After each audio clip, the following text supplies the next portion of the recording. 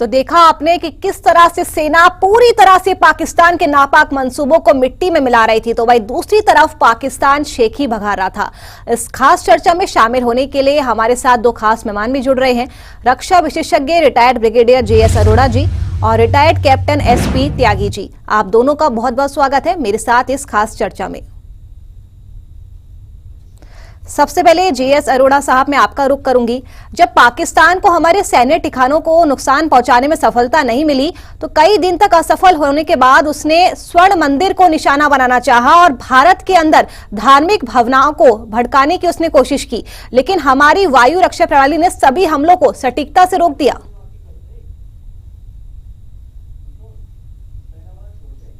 कई दिनों के बाद नहीं, इनफैक्ट अगले दिन ही 8 तारीख को ही सुबह जो उन्होंने रिटेलिएशन करनी थी, उसमें हमें था कि क्योंकि हमारे पास कोई टेरर ऐसी जगह नहीं है जहां पे वो टेरर लॉन्च पैड हो या ट्रेनिंग हो, ऐसा कुछ नहीं है, तो वो शायद हमारे मिलिट्री इंस्टॉलेशन पर ही हमला करेंगे। पर क्योंकि गोल्डन टेम्पल एक सिंबल है इंडिया की यूनिटी का, सेक्युलरिज्म का और सब कुछ ये हमारे DNA में है, तो उसको नुकसान पहुंचाने से शायद वो समझते थे कि उनको बहुत फायदा होगा। आज मैं GOC अमृतसर उनका बयान सुन रहा था कि उन्होंने अंदाजा लगा लिया था और इस तरीके से जैसे आपने बताया लेटेस्ट जो हाईटेक एयर डिफेंस सिस्टम थे उसकी सेफ्टी के लिए लगा दिए गए थे। और इसमें उनकी एक बड़ी साजिश है, बड़ा शातिर दिमाग है कि अगर आपने सुना होगा, मैंने सुना था, आई थिंक फॉरेन सेक्रेटरी या हमारी ब्रीफिंग्स में कहीं बताया गया था कि वो अपने चला रहे हैं कि इंडिया ने अफगानिस्तान और अमृतसर पे मिसाइल डाले, तो दोनों मतलब एक तरीके से दिल में शक डालने वाली बात थी।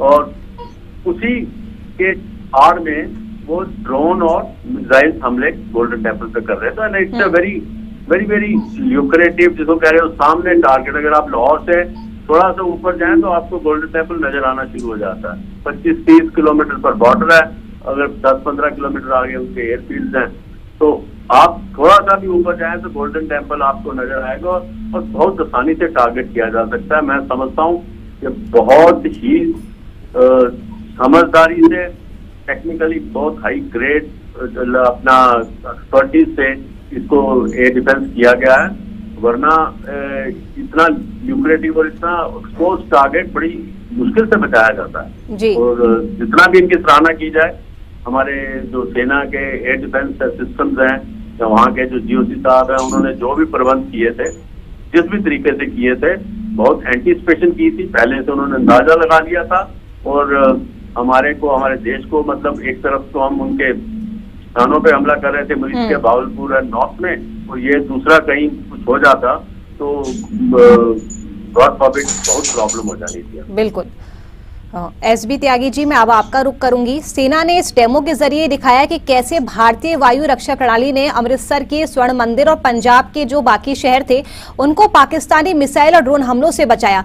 इसमें आकाश एयर डिफेंस सिस्टम शामिल है। मैं आपसे ये समझना चाहूंगी कि आकाश की खासियत क्या है, क्योंकि इससे पाकिस्तान भी खौफ खाता है।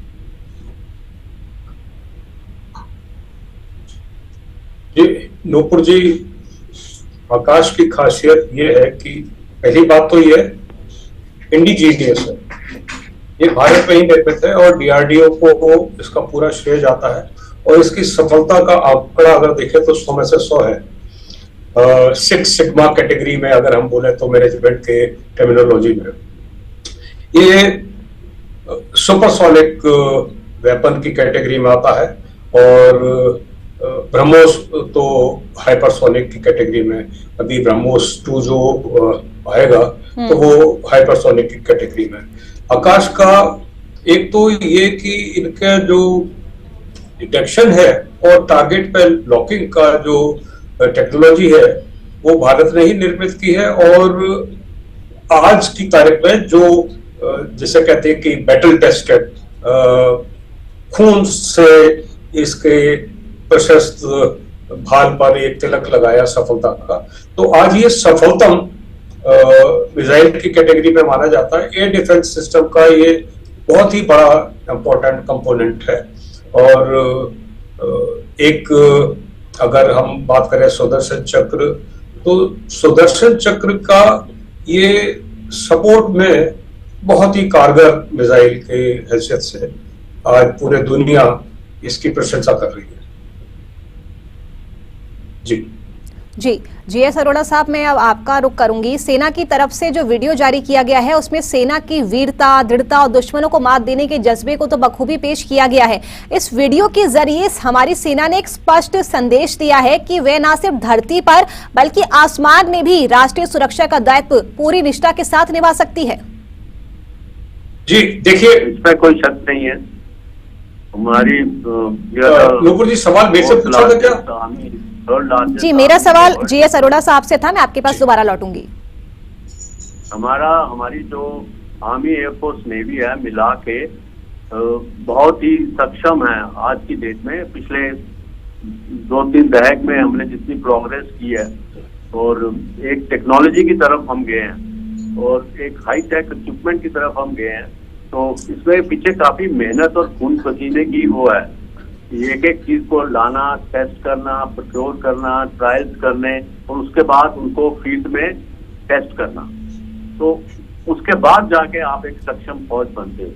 आज हम 13 लाख 14 लाख जरूर हैं, पर उनके पीछे जो टेक्नोलॉजी है हमारे पास टॉप क्लास, वर्ल्ड क्लास जब आप हो जाते हो तब आपको दुनिया रिकॉग्नाइज करती है कि you are a world class army, world class air force या वर्ल्ड क्लास नेवी। और आज हम बड़े गर्व से कह सकते हैं हम बहुत छोटा नमूना देश दुनिया को दिखाया है कि कैसी प्रिसीशन स्ट्राइक्स हमारी होती हैं। 1 मीटर के दायरे के अंदर हम कहीं भी जाके स्ट्राइक कर सकते हैं।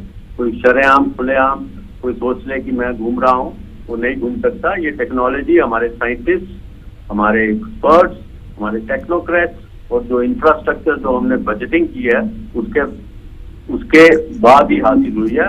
और मेरे को लगता है अभी एक क्वांटम जंप आएगा हमारे इसमें सारे तरीके में और दुनिया भी इसको रिकॉग्नाइज करेगी।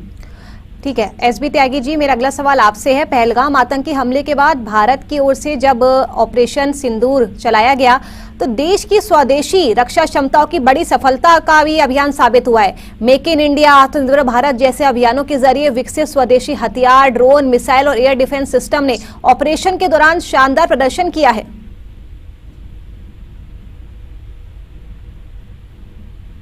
देखिए, अभी हम भारत की सैनिक तैयारी की बात करें तो अब हम ये कह सकते हैं कि पूरे विश्व में भारत सैनिक तैयारी के क्षेत्र में या रक्षा के क्षेत्र में पूर्णतः आत्मनिर्भर हो गया।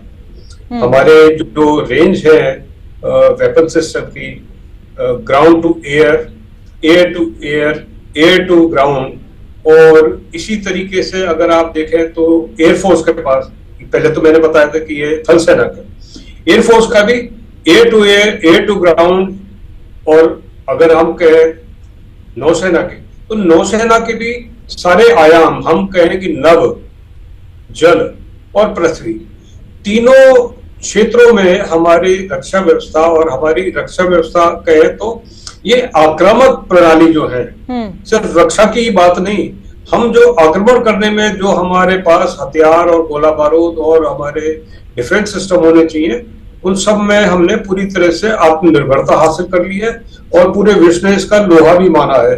हालांकि अभी कुछ सालों पहले तक तो यही कहते थे कि DRDO is not able to deliver, they take long time, but today they have redeemed and they have not only delivered, they have delivered in time, and assurances that whenever we need more such systems, they are in position to supply accurately in time-bound manner. So their production capability has also increased. Not only their research and development prowess has given a lot of assurance to political leadership, but the test of fire, मतलब खून से, और अगर कहें तो अग्नि परीक्षा भी हो चुकी है, और जब हथियार को कहते हैं कि खून मुंह लग जाए तो वो हथियार आपको बड़ा, राष्ट्र के हैसियत से एक राष्ट्र को बड़ा आश्वस्त करता है। तो ये बैटल रेडीनेस भारत की और संपूर्ण रक्षा प्रणाली, सुरक्षा प्रणाली, ये भारत को नहीं पूरे विश्व को एक ये संदेश देती है कि आज भारत के साथ आंख से आंख मिलाने वाला कोई ऐसा देश होगा जो हिम्मत करे और फिर पल के ना झपकाए। तो दिखा दिया हमने कि अगर वक्त होता है और हमारा समग्र चेतना पूरे सहयोग देती है हमारे नेतृत्व को, तो कैसे अमेरिका को भी अपनी नजरें झुकाने के लिए मजबूर कर देता है। एक समय था, सिर्फ एक दिन लगा, अमेरिका के राष्ट्रपति ने अपना बयान बदल दिया। पहले जो क्रेडिट लेने की बात थी, अब वो उनको पता है कि इनके साथ पहले तो आंखें मिलाना नहीं, और अगर आंखें मिलाने की जरूरत भी कर ली तो आंखें झुकानी भी पड़ती है। ऐसा आश्वस्त भारत है और ऐसा आत्मनिर्भर भारत है हमारा।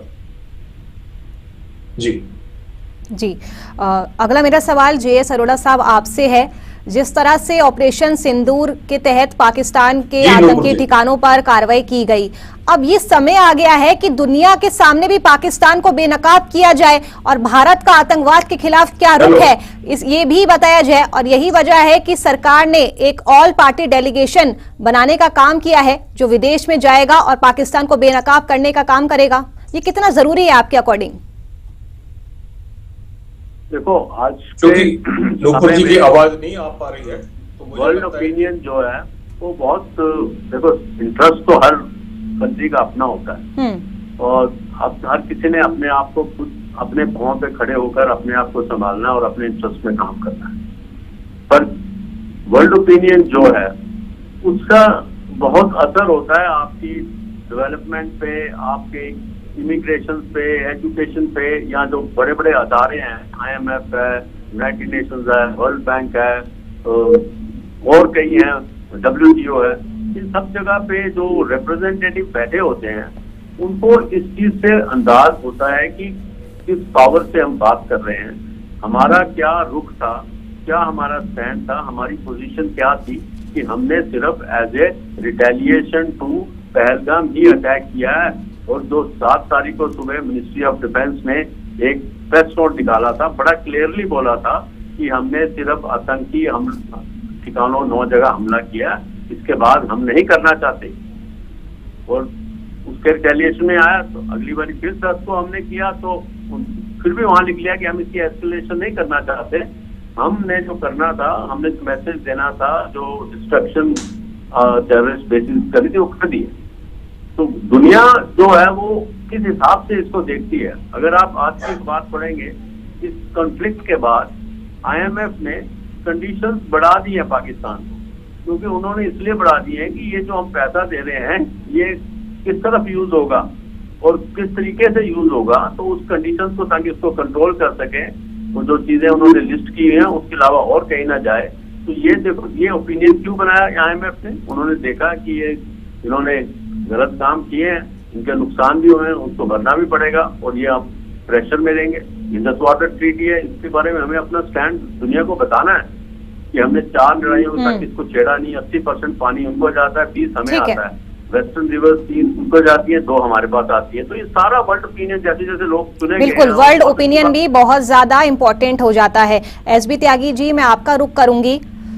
जिस तरह से आजकल ये खबरें सामने आ रही है, जगह जगह से देश भर में जासूस पकड़े गए हैं, यूपी की बात की जाए, पंजाब की बात की जाए, जहां मैं बात करूं हरियाणा की, तो मेरा ये मानना है सर कि जिस तरह से बाहर के दुश्मनों से तो लड़ा जा सकता है, सेना अपना काम बखूबी कर रही है, लेकिन जो देश के अंदर ये गद्दार बैठे हैं, जो देश का ही नमक खाते और देश के साथ ही गद्दारी करने का काम करते हैं, पाकिस्तान तक खुफिया जानकारी पहुंचाने का काम करते हैं, ऐसे लोगों पर किस तरह की कार्रवाई होनी चाहिए?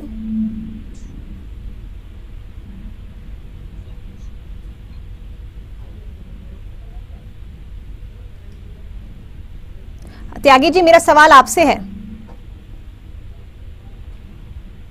ठीक है, जे.एस. अरोड़ा साहब, मेरा सवाल यही था कि जिस तरह से देश के गद्दारों के खिलाफ क्या कार्रवाई होनी चाहिए, क्योंकि हम बाहर बैठे दुश्मनों से तो लड़ सकते हैं, लेकिन जो दुश्मन हमारे घर के अंदर है, हमारे देश के अंदर है, उनसे निपटना कितना ज्यादा जरूरी हो जाता है?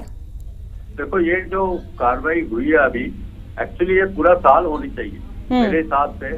अभी क्योंकि ये हुआ है तो फटाफट कहीं इन्होंने पकड़ लिया, कोई इंफॉर्मेशन से कम्युनिकेशन हुई होगी जिसके बारे हमारी इंटेलिजेंस ने पकड़ा होगा, पर ये चीज हमें थ्रू आउट द ईयर करनी चाहिए। ये स्लीपिंग सेल्स होते हैं, ये उनकी एजेंसी प्रमोट करती हैं, पैसे का लालच, किस चीजों का लालच किया जाता है, और उसके बाद कुछ ना कुछ लोगों उन्होंने करने ही करने, और इसके लिए हमें फौज, पुलिस, इंटेलिजेंस एजेंसी, आईबी, ये सबको मिलके, ये तो मेरे हिसाब से जैसे हम नशे के खिलाफ कर रहे हैं, उसके लॉ एंड ऑर्डर गैंगस्टर्स के खिलाफ कर रहे हैं, इसके बारे में ये होता है काउंटर इंटेलिजेंस। काउंटर इंटेलिजेंस जो है, इसका जो हिसाब किताब होता है बड़ा चुपचाप किया जाता है, और मेरे को यही एक शिकायत है कि ये अभी क्यों पकड़ेंगे, ये इनको तो सारा साल चलना चाहिए, हर जगह पता लगना चाहिए, और भी कहीं होंगे, बहुत होंगे, होते हैं लोग ऐसे। बिल्कुल। त्यागी जी से भी क्लोजिंग कमेंट जल्दी से मैं ले लेती हूँ। त्यागी जी, क्या एक स्ट्राइक देश के गद्दारों के खिलाफ भी होनी चाहिए, जो लोग देश में बैठे हैं लेकिन पाकिस्तान तक खुफिया जानकारी पहुंचाने का काम कर रहे हैं? ये तो विश्व वेल है, इन विश्व वेलों का तो समूल नाश होना चाहिए।